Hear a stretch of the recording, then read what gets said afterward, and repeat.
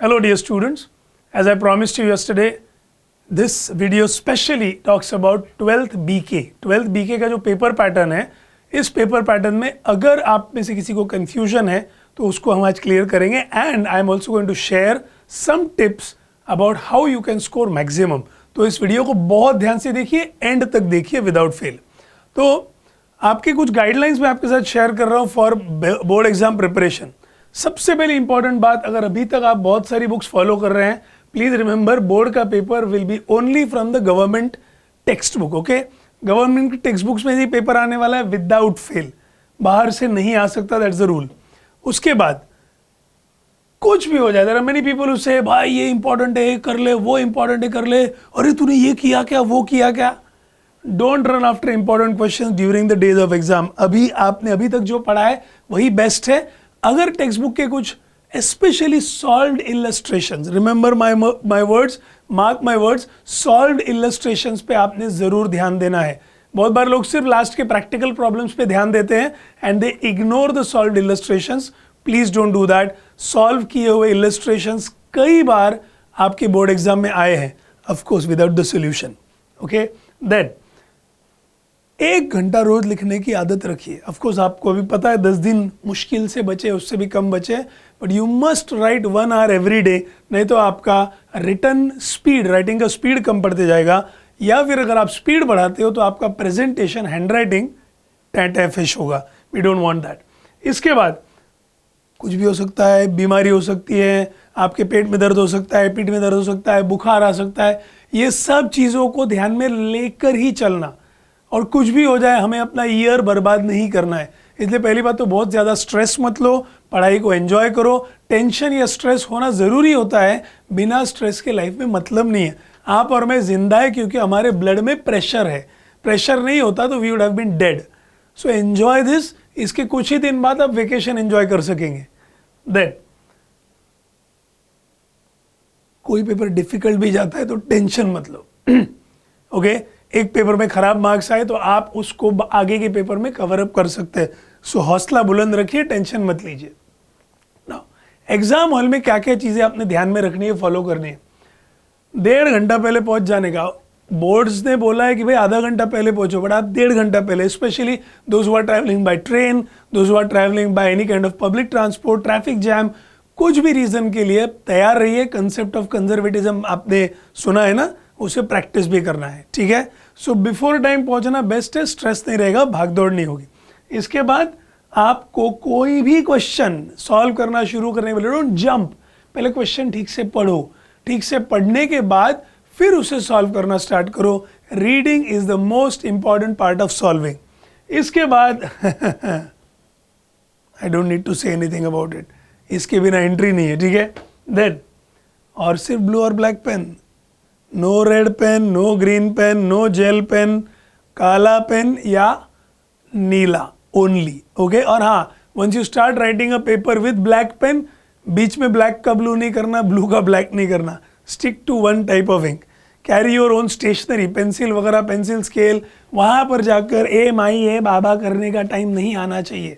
You should be self sufficient. Okay, इसके बाद compulsory है ट्रांसपेरेंट राइटिंग पैड. कोई सुपरवाइजर ऑब्जेक्शन लेगा अगर आपने राइटिंग पैड कोई नॉन ट्रांसपेरेंट वाला यूज़ किया तो. ओके, और ये जो पाउच है, सर मेरे पास पाउच नहीं है, तो भाई ट्रांसपेरेंट पाउच खरीद लो.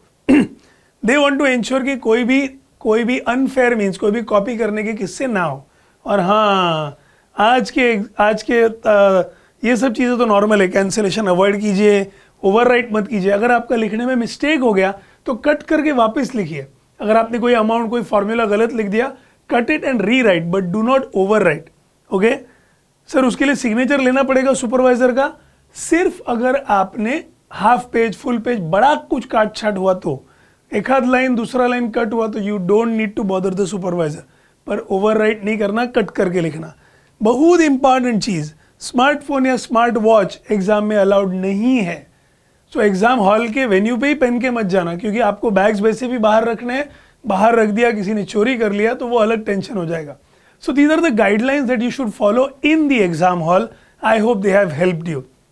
Now let's come to the next part. about your accounts paper, about your BK paper. Okay. So question number 1 के बारे में मैंने वैसे भी आपको सबको पहले ही कल के वीडियो में भी बताया था that question number 1 is objectives. Question number 1 में आपको 4 सब क्वेश्चंस पूछे जाएंगे, 5 मार्क्स ईच. ओके, सो 5 मार्क्स ईच के आपके 4 सब क्वेश्चन है. अब ये कौन से 4 सब questions? That is completely paper setter की मर्जी. It could be anything of the 10 options that you have at the end of every chapter. Her chapter के एंड में जो ऑब्जेक्टिव क्वेश्चन है एक्सरसाइज पार्ट में, उसमें आंसर इन 1 सेंटेंस भी आ सकता है, गिव 1 वर्ड और टर्म भी आ सकता है, ट्रू और फॉल्स विद रीजन भी आ सकता है, फिल इन द गैप्स भी आ सकता है, calculate the following, anything is possible. आपको बेसिकली वो सब करके जाना पड़ेगा. You have to be prepared. Now coming to question number 2 and 3, this is something that we discussed yesterday's clip also कि एडमिशन पहले कैसा था, क्वेश्चन 2 में या तो एडमिशन या रिटायरमेंट, और क्वेश्चन 3 में डिसोल्यूशन और bill of exchange option. Now it is not like that. Question number 2 and 3 में ये 4 में से कोई भी टॉपिक्स पूछे जा सकते हैं. फॉर एग्जाम्पल क्वेश्चन नंबर 2 में एडमिशन ऑफ पार्टनर को बिल ऑफ एक्सचेंज भी ऑप्शन में आ सकता है, एंड क्वेश्चन नंबर 3 में रिटायरमेंट को डिसोल्यूशन या रिटायरमेंट को बिल ऑफ एक्सचेंज भी आ सकता है. So all of you who had made some plans कि हम तो रिटायरमेंट करूंगा और बिल ऑफ एक्सचेंज ही करूंगा, बाकी का छोड़ दूंगा, पोपट धला रे. सो ये पेपर पैटर्न में आपको चेंज ध्यान में लेना है. तो जो ऑप्शन में खेलने वाले खिलाड़ी है, 4 में से आपको एक छोड़ दिया तो चल सकता है. मैं रिकमेंड नहीं करता. आई ऑलवेज से कि एग्जाम में सब प्रिपेयर करके जाने का, उधर जाके हम डिसाइड करेंगे भाई मेरे को सब आता है, इसमें से कौन सा सॉल्व करूं. So please understand this. आपको एडमिशन या रिटायरमेंट या डिसोल्यूशन या बिल ऑफ एक्सचेंज कोई भी कॉम्बिनेशन आ सकता है. तो क्वेश्चन 2 में अगर उन्होंने पूछ लिया रिटायरमेंट ऑफ पार्टनर, ऑप्शन में डिसोल्यूशन पूछा, तो क्वेश्चन 3 में दे विल आस्क एडमिशन या bill of exchange. You have to solve any one in each question. I hope this is clear. So question 2 में आपको एक क्वेश्चन सॉल्व करना है, क्वेश्चन 3 में एक सॉल्व करना है. ये 4 में से कोई भी टॉपिक्स. सिमिलरली अब बात करेंगे हम क्या एडमिशन ऑफ पार्टनर के points to ponder. Admission of partner ये टॉपिक में आपको ध्यान में रखने की चीजें क्या क्या है भाई, what all should you remember. सबसे पहले एडमिशन ऑफ पार्टनर में old ratio, new ratio, sacrifice ratio. मैं तो बोलता हूँ याद रखने के लिए son, SON, S is equal to O minus N, sacrifice ratio is equal to old ratio minus new ratio. तो ये रेशोज आपको ध्यान में रखने, कैसे कैलकुलेट करना है. मिसिंग रेशो होगा तो दैट इज वन थिंग. दूसरा, आपको एक्यूमुलेटेड प्रॉफिट जो रिजर्व्स अनडिस्ट्रीब्यूटेड है, जनरल रिजर्व या रिजर्व फंड, वो बांटने किसको है, सिर्फ ओल्ड पार्टनर्स को. नए आने वाले प्राणी का उस पर कोई अधिकार नहीं है, और वो बांटने किस रेशियो में, ओल्ड रेशियो में. ये एक बात इंपॉर्टेंट ध्यान में रखनी है. इसके अलावा अगर रिवैल्यूएशन का प्रॉफिट लॉस, रिवैल्यूएशन अकाउंट या profit and loss adjustment account जो बनता है, उसमें जो प्रॉफिट या लॉस है वो भी ओल्ड पार्टनर्स को ही मिलेगा और वो भी ओल्ड रेशियो में ही बटेगा. Remember that. इसके अलावा गुडविल के एडजस्टमेंट्स, गुडविल में अलग अलग ऑप्शंस पॉसिबल है. गुडविल कैश में लाया है या रेज किया है, राइट ऑफ किया है, वो सब आपको याद रखना है. And re adjustment of Capitals if any, her question में नहीं होता बट बोर्ड्स में पूछा गया है. न्यू पार्टनर के कैपिटल के बेसिस पे री adjustment of entire firms capital possible है. नाउ जर्नल एंट्रीज या लेजर अकाउंट, बहुत सारे लोग ना सिर्फ लेजर प्रैक्टिस करते हैं और एंट्रीज की तरफ ध्यान नहीं देते. अगर आप एक टॉपर मटेरियल के स्टूडेंट है तो प्लीज एंट्रीज और पोस्टिंग दोनों पे ध्यान रखना बहुत जरूरी है. Okay, do not ignore that. मैं तो हमेशा बोलता हूँ एंट्रीज ठीक से कर लो, पोस्टिंग अपने आप आ जाता है. एंट्री के बेसिस पे posting is always a better idea. So at least एक आध क्वेश्चन एंट्रीज वाला प्रैक्टिस कर लेना भाई. Then we go for retirement of partner. See, जिनको मेरा एक्सप्लेनेशन बहुत फास्ट लग रहा है, आप ये वीडियो रिवाइंड करके स्लो डाउन करके भी देख सकते हो. Fine. Then retirement of partner में अगेन व्हाट इज पॉसिबल, यहाँ पर भी वही कि एंट्रीज आएंगे या ledger accounts. You have to pay attention. Same बात जो मैंने एडमिशन में बोली थी यहाँ पर भी अप्लाई हो रही है. यहाँ पर भी ओल्ड रेशो, न्यू रेशो, और यहाँ सैक्रिफाइस रेशो नहीं होता, गेन रेशो. एक बंदा जाने की वजह से बाकी लोगों को क्या बेनिफिट हो रहा है. ठीक है, तो old ratio new ratio minus करोगे तो गेन रेशो आपको मिलने वाला है. इसके अलावा अगेन एक्यूमुलेटेड प्रॉफिट लॉसेस, पुराने प्रॉफिट लॉसेस अब किसको मिलेंगे? सारे पार्टनर्स को मिलेंगे, क्योंकि जाने वाला भी अपना हिस्सा लेके जाने वाला है। So all partners old ratio, admission में अलग था, यहां अलग है। देन प्रॉफिट लॉस भी रिवैल्यूएशन का किसको मिलेगा? All partners old ratio. Is that fine? And goodwill के एडजस्टमेंट यहां पर भी है ऑब्वियसली। एंड रिटायरिंग पार्टनर का सेटलमेंट कैसे हो रहा है? वो पार्टनर अगर रिटायर हो रहा है तो उसका अमाउंट पूरा पे हो रहा है या लोन अकाउंट में ट्रांसफर किया जा रहा है। क्वेश्चन में आपको ये इंस्ट्रक्शन दिए जाएंगे, ध्यान से क्वेश्चन पढ़ना तो आपको बराबर सॉल्यूशन मिलेगा। बिल्स ऑफ एक्सचेंज की बात करते हैं। आपको याद होगा तो क्वेश्चन 2 एंड 3 में ये जो 4 टॉपिक्स है, admission, retirement, bill of exchange and आपका 4th टॉपिक जो है डिसोल्यूशन, इनमें से कोई भी टॉपिक में से पूछ सकते हैं। बिल्स ऑफ एक्सचेंज में याद रखने की बातें क्या है? इस पे तो कभी कभी जर्नल और लेजर दोनों आता है, एक पार्टी का जर्नल दूसरे का लेजर। खास करके ध्यान में रखिए किसके बुक्स में एंट्रीज पूछे हैं और किसके बुक्स में लेजर पूछा है। कभी कभी right entries in the books of Anil and prepare Anil's account in the books of Ashok, तो लेजर अनिल का नहीं है, अशोक के लेजर में अनिल का अकाउंट है, ध्यान रखिए। So read the question carefully. अब यहां पर बिल 4 केसेस है, सबको पता है। तो बिल अगर ड्यू डेट तक रिटेन किया है, किसी को दिया नहीं है, तो ड्यू डेट पर फिर ऑनर हुआ या डिसऑनर। अगर डिसऑनर हुआ है तो आगे ड्रॉई इंसॉल्वेंट हुआ है क्या, ड्रॉई या एक्सेप्टर, बैड डेट्स हुए हैं क्या, ये ध्यान में रखना है। सेम थिंग बिल अगर हमने किसी को एंडोर्स किया, ट्रांसफर किया, उस केस में अगर ऑनर हुआ तो क्या, ऑनर हुआ तो एंट्री नहीं होगी अपने बुक्स में, डिसऑनर हुआ तो गाड़ी रिवर्स आती है। ऑलवेज रिमेंबर, डिसऑनर हुआ तो गाड़ी रिवर्स आएगी, आपको पहले वाले पार्टी को डेटर बनाना पड़ेगा। और डिटेल्स में अगर आपको जानना है तो अभी टाइम नहीं है क्योंकि एग्जाम सिर पे है। देन यहां पर भी इंसॉल्वेंसी वाली सिचुएशन। तीसरा ऑप्शन डिस्काउंटिंग द बिल, आपने बिल ऑफ एक्सचेंज डिस्काउंट किया, बैंक को बेचा, और वो बेचने के बाद भी ड्यू डेट पर या तो हैप्पी न्यूज़ या फिर बैड न्यूज़, और अगर बैड न्यूज़ के बाद इंसॉल्वेंसी हुआ तो वो भी एक ऑप्शन है। एंड चौथा sending the bill to the bank for collection. Okay, तो रिमेंबर ये 4 केसेस हैं, इनमें एंडिंग में ऑनर डिसऑनर कुछ भी हो सकता है। इसके अलावा बिल ऑफ एक्सचेंज में और भी वैरायटी है। बिल ऑफ एक्सचेंज में और क्या वैरायटी है भाई? यू हैव टू रिमेंबर कि रिन्यूअल ऑफ बिल हुआ क्या, मोस्टली बोर्ड एग्जाम में रिन्यूअल पे क्वेश्चन आता ही है। तो रिन्यूअल ऑफ बिल हुआ तो 3 स्टेप्स है। पहले ओल्ड बिल कैंसिल करना है, फिर इंटरेस्ट का कैलकुलेशन करना है, और फिर आपको न्यू बिल ड्रॉ करना है, new bill with part payment. और इसमें भी याद रखना है कि इंटरेस्ट जो है वो इंटरेस्ट हमेशा किस अमाउंट पे? बैलेंस अमाउंट, जो अमाउंट वो अभी पे कर रहा है उस पर इंटरेस्ट नहीं आएगा। देन पार्ट पेमेंट इंक्लूडिंग और excluding interest, one more place where you have to be attentive.